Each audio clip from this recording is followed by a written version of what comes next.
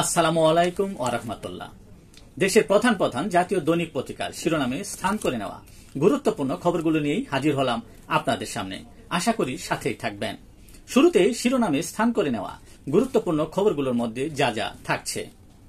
LDC থেকে উত্তরণ বিষয়ক পর্যালোচনা সভায় প্রধান উপদেষ্টা ডক্টর মোহাম্মদ ইউনূস বলেছেন, চামড়া শিল্পে আমরা অপরাধ করেছি, সঠিক মূল্যায়ন করিনি।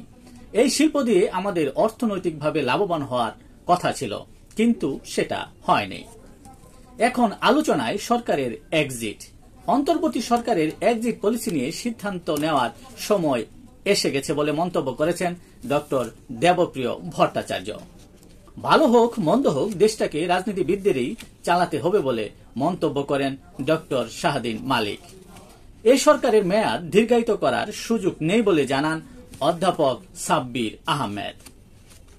বাংলাদেশ যুক্তরাষ্ট্রের সম্পর্ক গড়ে উঠেছে হৃদয়ে হৃদয় দিয়ে বলে জানান মার্কিন chargé d' affaires Tracey Ann. ঐক্য অনৈক্যের জুলাই সনদ।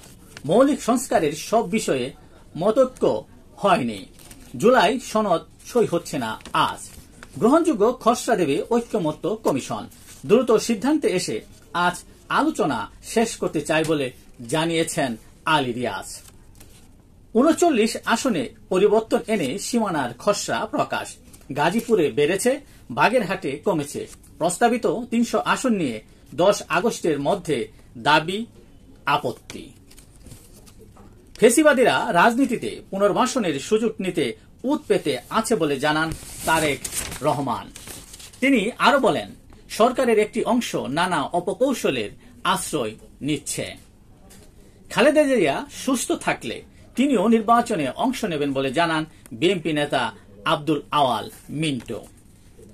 ষড়যন্ত্র করে ছাত্র উপদেষ্টাদের পদত্যাগে বাধ্য করা হচ্ছে বলে জানিয়েছেন নাহিদ ইসলাম। তিনি আরো বলেন, ৩ আগস্ট নতুন বাংলাদেশের ইশতেহার ঘোষণা করা হবে। শেয়ার বাজারে আজীবন অবাঞ্ছিত সালমান এফ রহমান। সালমান এফ রহমানকে ১০০ কোটি ও তার ছেলে সায়ামকে ৫০ কোটি টাকা জরিমানা। লাগামহীন খুন, সন্ত্রাস, চাঁদাবাজি।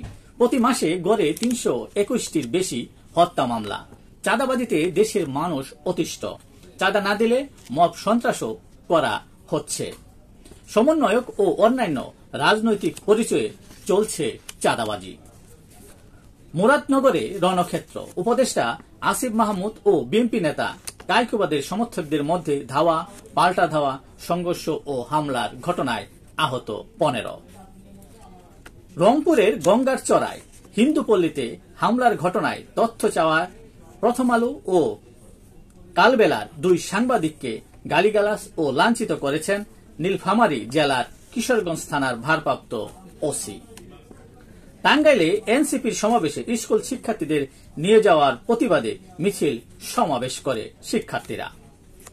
রাজনৈতিক সিদ্ধান্তে হেলিকপ্টার থেকে গুলি ও ব্লক রেড। সাবেক আইজিপির জবানবন্দি। বান্দরবানে কেএনএফ এর ঘাঁটিতে মিয়ানমারের অত্যাধুনিক অস্ত্র মিলছে।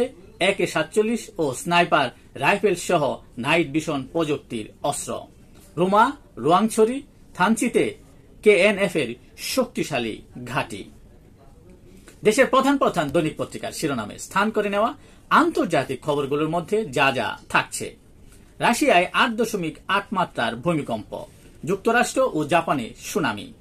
সুনামির আঘাতে রাশিয়ার বন্দর ও জাহাজ ক্ষতিগ্রস্ত। বিভিন্ন দেশে সুনামি সতর্কতা। হামাসকে গাজা ছাড়ার আহ্বান সৌদি, কাতার সহ ১৭ দেশের। ফিলিস্তিনকে স্বীকৃতি দেওয়ার আহ্বান ফ্রান্স সহ পশ্চিমা ১৫ দেশের। ইসরায়েলি হামলায় গাজায় বাস্তুচ্যুত প্রায় ৯০% মানুষ। গাজার দৃশ্য নাসি ক্যাম্পের চেয়েও ভয়াবহ বলে মন্তব্য করেছেন এরদোয়ান। থাইল্যান্ডে আতশবাজির কারখানায় বিস্ফোরণে নিহত অন্তত ৯ জন। অস্ট্রেলিয়ায় অপ্রাপ্ত বয়স্কদের জন্য নিষিদ্ধ হচ্ছে ইউটিউব। এক জরিপে দেখা যায় ৩৭% অপ্রাপ্ত বয়স্করা ক্ষতিকর কন্টেন্ট দেখেন। জন্মহার বাড়াতে নতুন ঘোষণা চীন সরকারের। চীনে প্রত্যেক শিশু বছরে ৬১,০০০ টাকা পাবে।